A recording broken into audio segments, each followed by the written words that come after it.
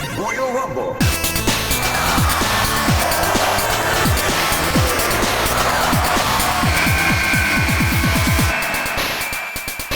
Hello, one and all. My name is Greg, aka the 78th Doctor, and welcome everyone to the inaugural episode of Rumble Retrospective.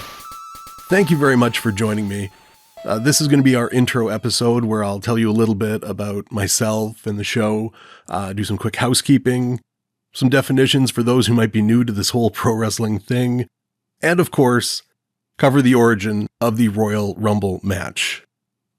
If you are someone who would rather just dive into the action, I'll make sure to set up some chapters and time codes in the show notes. Otherwise, hang on and we'll dive into all of the details.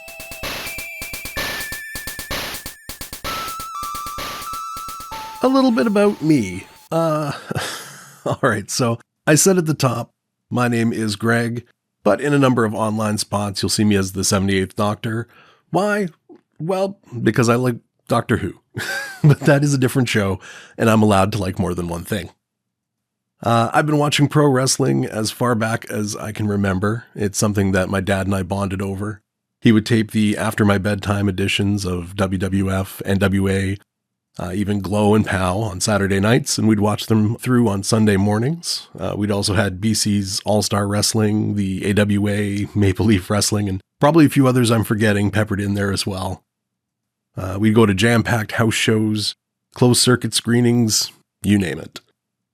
Those days turned into gatherings with my friends, and most times still with my dad there as well. In my adulthood, I had the privilege of spending over a decade being involved in the indies of the Pacific Northwest in just about every conceivable capacity. I got to meet a number of heroes and legends, as well as watch a lot of talented up-and-comers grow into well-deserved stars. I did fall away from watching for a few years, mostly due to lack of cable, especially around peak COVID time. But in the last few years, I've really dove in, rediscovered my love of wrestling, and been able to truly enjoy it as a fan again. So, thanks Canadian Netflix. So, that's me. Now about the show. This show is going to be a monthly look at the history and evolution of World Wrestling Entertainment's iconic annual event, the Royal Rumble. This is my absolute favorite event of the year, and has of course become the official kickoff to the road to WrestleMania. Each month we'll take a look at one year's event, what was happening around the time, the other matches on the card, do a quick play-by-play of the action, and what the aftermath was. We'll also have guests in from time to time to get their thoughts, histories, and connections to wrestling. In addition, I'll be tossing in a few bonus minisodes along the way, talking about some of the odd Royal Rumble offshoots that have popped up over the years. Also, by the time this is released, we'll also have a Discord and a Patreon with some to-be-determined bonus content that I'd love to get your input on. Hopefully it'll be a nice place for all of us to connect as well. Lastly, one quick note I do want to make ahead of time. It's no secret that pro wrestling is a sport full of controversy and scandal. There are an uncomfortably large number of people along the way that have had problematic legacies. I'm not going to erase anyone from these episodes because they are part of the history of the event. Nor am I going to go into detail if it's not relevant to the event itself. This isn't in defense or ignorance of what may or may not have happened, just for the sake of trying to keep the show positive. That said, if I feel that things could possibly get triggering for some listeners, I will do my best to have appropriate warnings where needed. Thank you.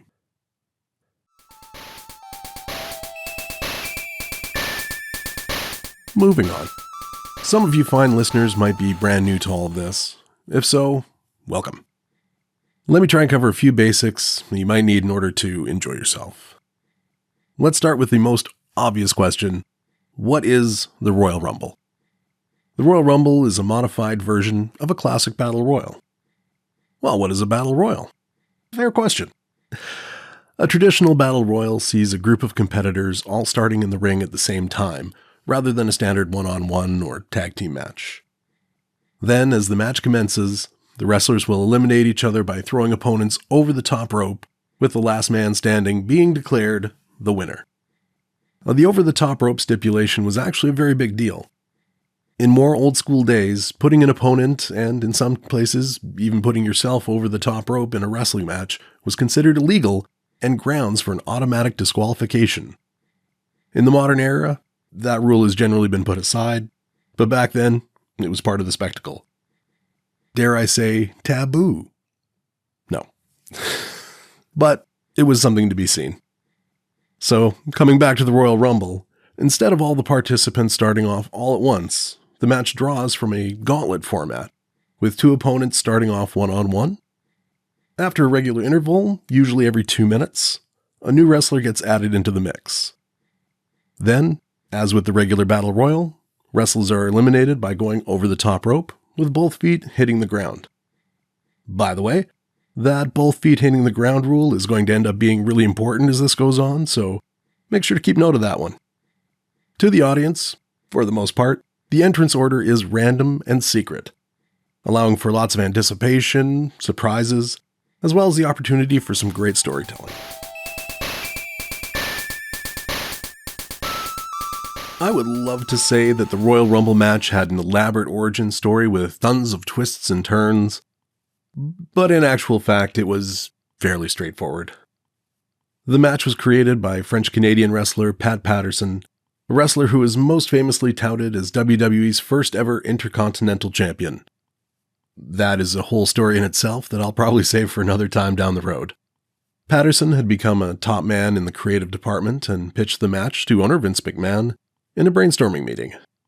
According to his autobiography, Accepted, he based the pitch on similar formats he used to work on in San Francisco back in the territory days, which had been quite successful. Reportedly, Vince didn't care for the idea at first, but while meeting with NBC president Dick Ebersol about an upcoming primetime television event, the match was put forward as a way to make the show something unique. Ebersol loved the idea, and as such, that January 1988 live television event would see the first ever Royal Rumble match. Or would it? No, you see, this match needed a test run. And so do we. So without any further ado, on October 4th, 1987, the World Wrestling Federation descended on the Kiel Auditorium in St. Louis, Missouri. And this is the story. Royal Rumble.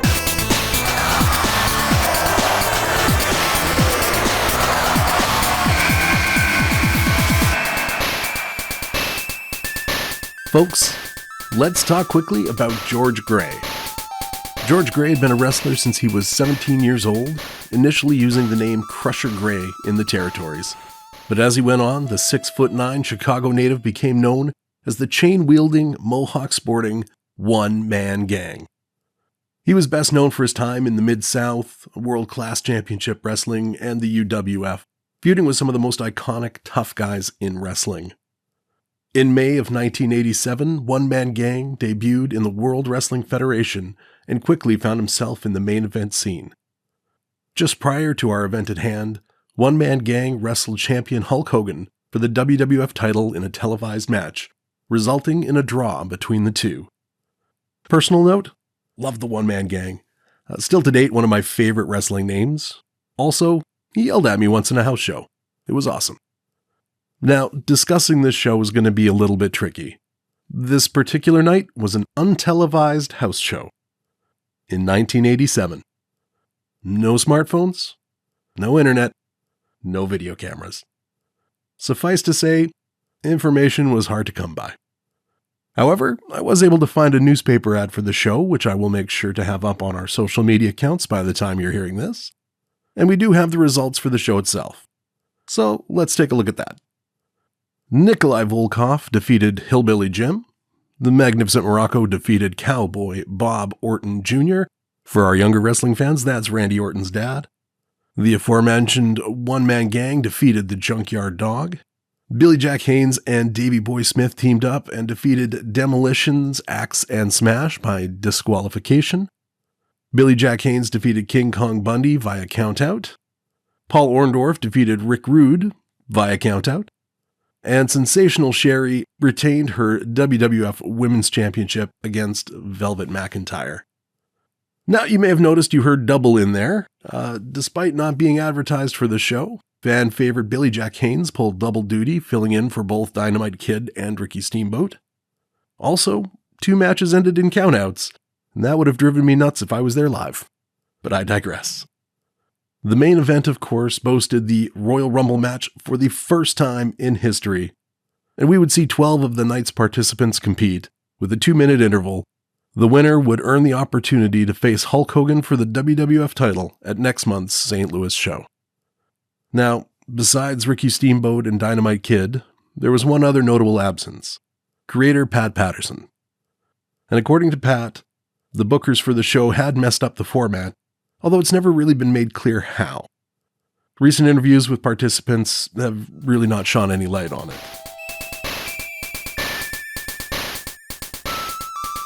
I would love to be able to give you a complete play-by-play of the Rumble match.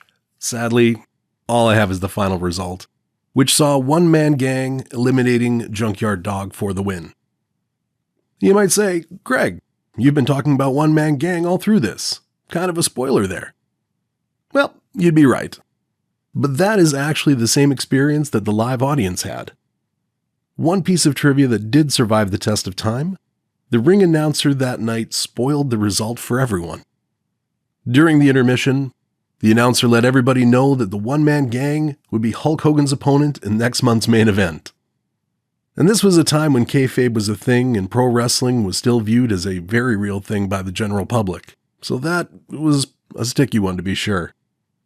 Perhaps the announcer's gaffe was the error in the format that we had mentioned earlier. Who can say?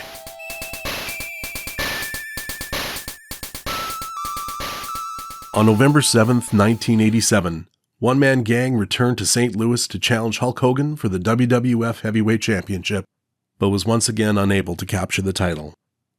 However, 3 weeks later, One Man Gang would find himself in a classic 5-on-5 elimination match in the main event of Survivor Series.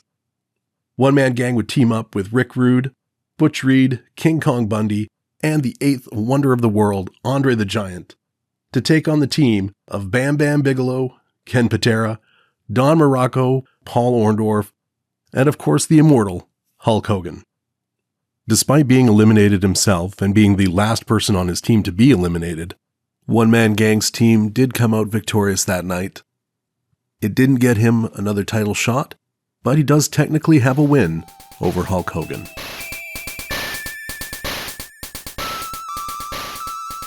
And that's it. That is our first episode. I'm really looking forward to continuing this journey, and I hope you will continue on with me. Thank you so much for listening to this episode of Rumble Retrospective. Once again, this has been Greg, aka the 78th Doctor. I do want to give a quick shout out to my good friend Daniel Chai, our composer Jamie McDonald, and artist Michael Cohen for all of their early support and outstanding artistic contributions to the show. Please don't forget to rate and review us wherever appropriate. We truly appreciate it. If you have any questions, comments, memories, or constructive corrections, then you can find us on social media at The Rumble Retro, join our official Discord server, or email me directly at the78thdoctor@gmail.com. I would love to hear from you. Intro and outro themes composed by Jamie McDonald. You can find more by searching Chatterless on your favorite platform. He makes music, all kinds. Logo and cover art design provided by Michael J. Cohen at Arkangel Wulf Design Illustration. Check him out at arkangelwulf.com. That's Wolf with a U. If you want to support the show, you can do so on our Patreon and unlock some additional bonus content that you will have a say in. Check the episode notes for links there. We will see you next month when we look at the official televised debut of the Royal Rumble 1988. And don't forget, never let both feet touch the ground.